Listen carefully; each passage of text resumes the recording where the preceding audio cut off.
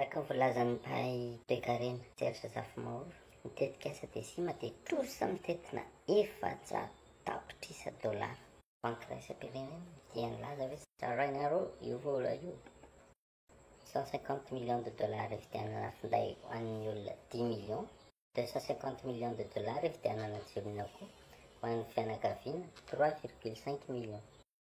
Jerentsika raha mikasika an'ity 250 millions ividianana jiron'akoho ity. Raha 250 millions zaraina 3,5 millions dia manome 71 dollars.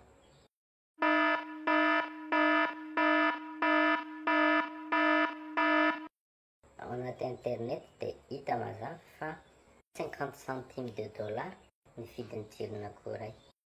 Makany am-paosin-dratsy hoe izany ny 70,5 dollars.